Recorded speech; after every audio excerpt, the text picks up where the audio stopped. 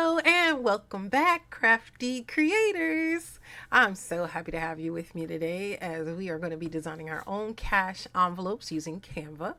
I have a cool design here, but I'm going to tell you how I made the design, where I got the design from, and I'm going to show you how to make it yourself if you like.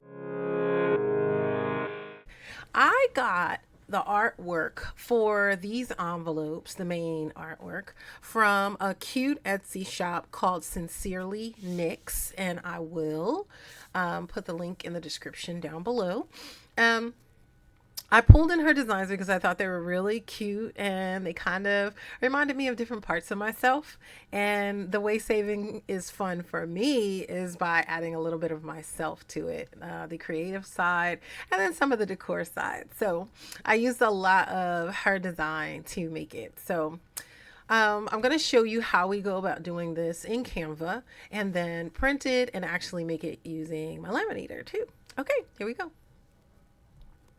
So one of the key things to making anything in Canva is making sure that you have the right sizing. So the background for the cash envelopes, my sizing is a 6 by 7, and I do it that way so that when I fold it on the short end, this would be the front and this is the back. I like to have a balance sheet on the back of my cash envelopes. It's really simple rather than having a separate balance sheet. So, and once you laminate it, you can write on it with an erasable marker or a regular marker for that matter. I use baby wipes and it comes off really easy.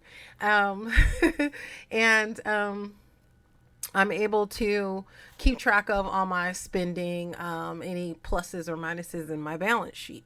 So I make it 6 by 7, as I stated, because once I fold it in half, it's going to be 3 inches wide, which is just enough to cover any bills that I have put inside of my envelope. And then 7, of course, is just the right length also for the space where the bills will fit. So 3 by 7 is the space that we're trying to go for. I make sure that my background is that size. In this case, I'm just going to say add a page. So I will use Canva to help me split this evenly by using grids. Canva has a set of grids under elements. And within elements, you'll see, scroll down up to grids. That is an example of all the ways that it can split your page. You drag over the one you desire, and that one splits your canvas page evenly, and that's exactly what we want to do. Once we have our canvas split open, once we have our canvas split evenly, then we could look for a nice background.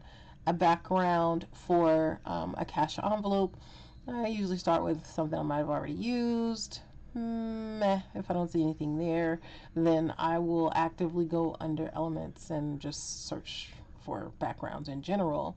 I like looking to see what they have available. Sometimes I will just go to these general designs that they have here. Some of them are kind of cute, actually. You can also upload your own. You don't have to use the ones that Canva has provided. So yeah, what about that green? That's cute. It's like a watercolor, a little flower. Well, no, never mind. What about that? On top, maybe? Meh, not so much. Um, the other option is if you don't want to use the backgrounds that they have under general backgrounds, you can go under photos and you can select any photo as well to be a background. Again, you can always upload your own photo. But here we're going to make some cash envelopes. Sometimes if I know I'm going to bring in another graphic on top, I'll use like a brick background for my little doll to sit on top of. Oh, that's cute. I like that. I like that a lot. That might be the one that we used. Let's play around here. Don't want to just select the first thing going. Um, you can do it by color. It's up to you how you want to do your search. I'm going to do cities. Ooh, let's see. That's okay. I like that. I like that. Yeah. I mean, you can do two different ones on each side. Remember, you've created a grid um, that ensures things are even. your canvas, I'm sorry, is even. And I've moved it, so let me just go back. And since I like that one, let's just go with it. Let's just go with the watercolor on the left, which will be the back side, and our image on the right. Yes, I like it very much. Let's find our image that we're going to lay on top. Let's go to my downloads. Let's see what I have here. A cute thing would be nice. Something. Oh, yes. Yes. Now, I know you're looking at it. No, I'm not trying to make it the full background. That's the one thing. When you pull something into Canva, it will say, hey, do you want to paint your whole background? You can say, no, I just meant to lay it on top. And what I do is I slide it with my arrow keys so that it doesn't get confused. Now, you might be saying, oh, this is too light. That's okay. Canva allows you to edit your image. So under edit image, if you scroll down, you will see that you can actually, it will give you samples of other colorations. I don't know if that's a word. Other color options for your image. And so just like a filter on a camera, sometimes you can play with coloring. I'm going to go with this hot pink. I like that. Yes. Yes, that speaks to me. Okay. I'm going to move it up a little bit. Because I don't like how it's sitting on top of the wood there. Nice. This envelope is going to be just for me. This envelope is going to be like dollars that I set aside or give myself on a bi-weekly basis for flex spending. You know, if I want to buy myself a book or a new planner or some planner stickers or I don't know, anything that's just for me that nobody else in this house is going to use other than me. So I want to put a label on that. Let's go steal one from up above. I like reusing things. Oh, I was just going to show you how you can bring images in and kind of move them apart. These are those images that I told you I purchased on Etsy. I'm just showing you how easy it is to move them in and out. But I am going to steal that label that I used in one of my other envelopes. So I'm just going to highlight it, copy, paste, and drag it down. Drag it all the way down because I'm obviously going to use it all the way down here. Yep. Now that I have it there, position it kind of just right. Use my arrow keys left and right. I am going to type, so I do need some text. I'm going to say just for me. Now here you can get fancy and try another font, you know, other than the one that it just gives you automatically. It's up to you. I'm okay with this font. I can live with it. I can't live with the color though. So once I have it in place, I think I am going to modify the coloring of that text. Let's try to go for like a hot pink. You can go up here under font colors, select there. Let's see if that color works for me. No. Oh, it's a little light. No. What? Well, you can play with the wheel. That's one option. Okay, you can, you know, do that. The other option is that Canva will give you the colors that your image is. So just like this background here, behind the letters, I'm going to select a color that kind of goes with the images already in my design. See how I lightened it to that? Yep. Okay, I can go with the green, or I can go choices. I mean, you got so many options. There's so many things that you can choose to do, but you have to go with what works for you and what speaks to your heart. For me, I'm thinking this works for me. All right. Now, the white circle behind it, or oval, I'm going to change the color on that as well. I'm going to go down to the color options that they've provided me based on what's already in my photo. That green. Yeah. Yeah. Yeah, that's speaking to me. I'm pretty happy. All right, so once you're happy with your design, I'll change the name to new. I'm so corny. All right, it works. And I'm going to save it as a PDF, flatten it, and I am going to not select all because I just need to really print that last new envelope and download.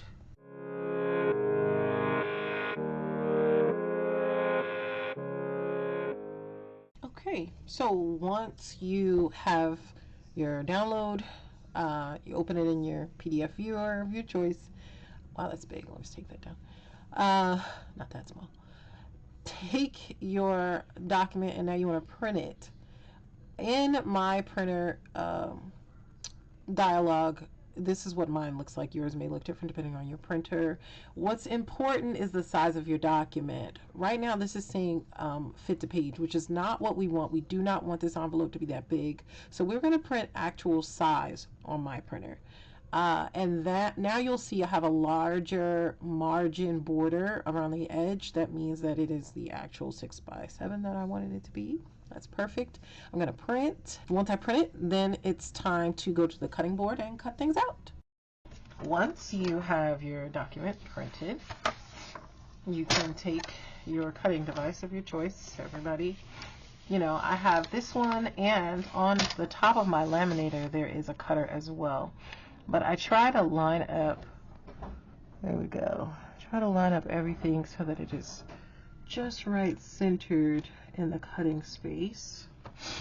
Press that down, go across and remove my excess. And I just do that around all 4 sides. I think those of us who are experienced with using a cutter know exactly what's going on at this moment. Yeah. Just hoping that nothing jams up, and I have everything centered just right. Looking good so far.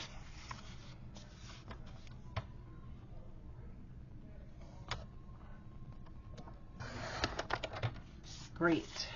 Once I have all 4 sides done, now there is a time for me to fold. Just making sure that my edges are nice and clean. Boom, boom, boom. Here we go. That's cute. Okay. Now, some people might say, oh, when you folded it, you can see a little bit of your edge there. Not going crazy about it. Telling you, this is supposed to be relaxing, stress-free. This is not supposed to be something that makes you upset. You craft because it's fun, okay? It's okay. I am now going to laminate this. And I use 5mm laminating sheets.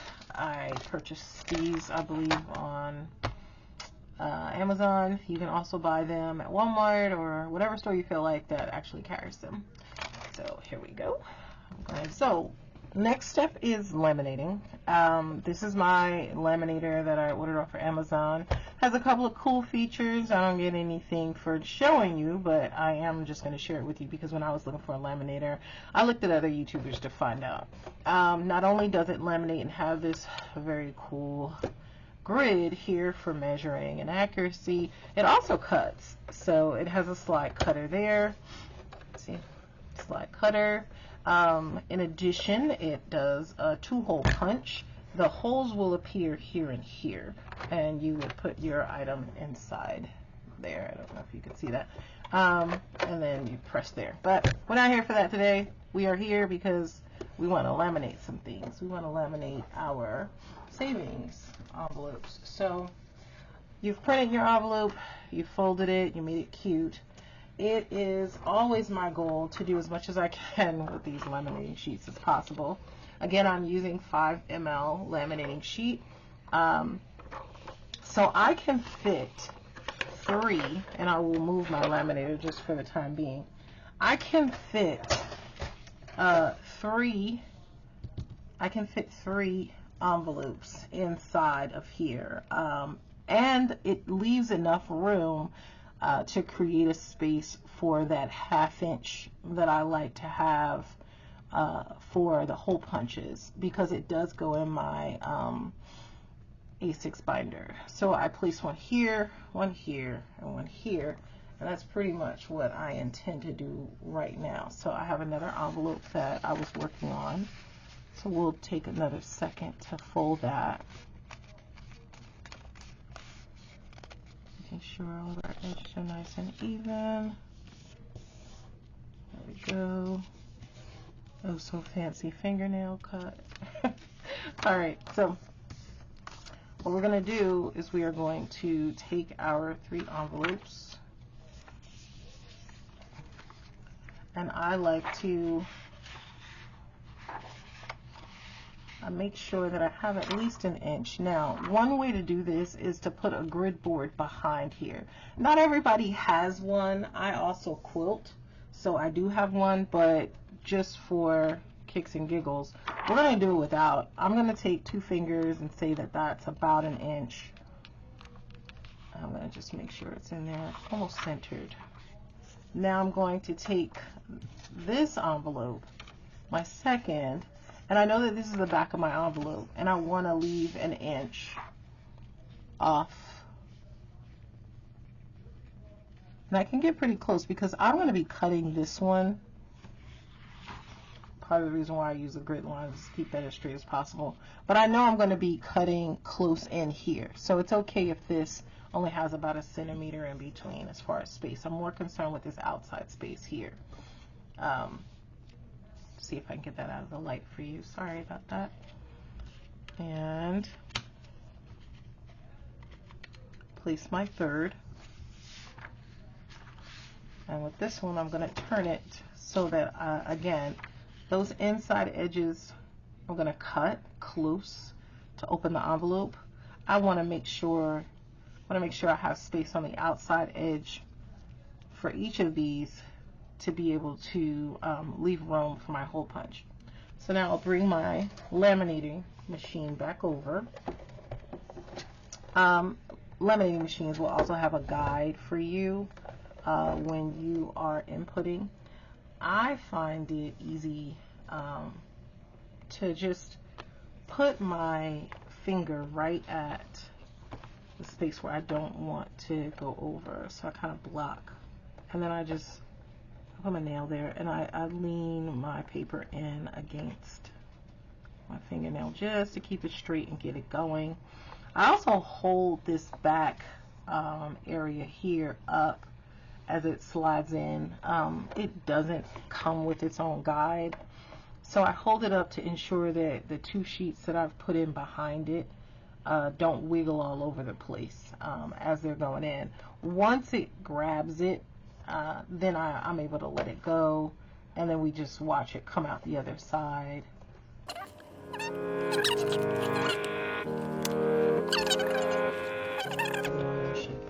There we go. So I lie it there. I can turn off my laminating machine. And now I can do my separation cuts. So these cuts aren't as important as if I were cutting for perfect measuring. I'm just trying to separate these pieces. There we go. I have not cut into what I call the bubble. Right around the edge, you can see there's a little bubble. If you cut into the bubble anywhere around here, you will then open your envelope that you have inside. We are going to purposefully cut inside the bubble in this one. Again, I didn't just now because I'm just trying to separate these 3 from one another. So I'm not so worried. I mean, I could. Let's see if I can do this one and cut inside the bubble at the same time. And this is your opportunity to straighten out anything that might be crooked. Okay. Now this one I did cut inside of the bubble, and there's my pocket for my envelope. Now all I have to do is trim out those edges, right? Same here. I just need to open up this one because I did not open. Oh, I did. I did pretty good then. Open the bubble. All right. And now I'm just going to trim off my edges. Generally, I like to bring the edge of where I am cutting. Let me see if I can move this better. Generally, I like to bring right up to that bubble line. I like it on the inside of this grid, so I know that I'm not cutting my bubble. It's still protected. It's underneath my grid where I'm cutting, and then I cut. And I do the same thing on the opposite side. Get it right in there up until my bubble, and then I cut. Now, here I would like to have 1/2 inch. So what I do to ensure that I have 1/2 inch is I will use my grid lines to help me out. I will place the edge against this 2 centimeter line, that number 2 line, and to make sure it's straight at the top and the bottom. I look at both sides, making sure that's lined up before I cut. And then once I cut, now I know I have a perfect 1/2 inch cut, and I have my envelope. And the last thing that I need to do is to miter my corners with I have a punch that rounds my corners, and hole punch. So let me get my hole punch. I take my hole punch. I make sure that my hole punch is set to A6. You can see that there, set to A6 on both sides. All right, my edges are lined up, and I'm able to place my savings envelope. It takes a lot of force for this when you're going through 5 ml. Now I've got my 6 holes in there, and then I'm just going to round those edges. I use this tool to do that. Snip. And it's very simple, 4 snips, and I don't have to worry about those sharp corners at all. And there you go. A brand new savings envelope, ready for cash, ready for stuffing, which is something I'm getting ready to do, and I'll make another video about that so you guys can join me in my cash stuffing. If you enjoyed this episode, don't forget to like and subscribe and hit that notification bell. Until next time, happy crafting!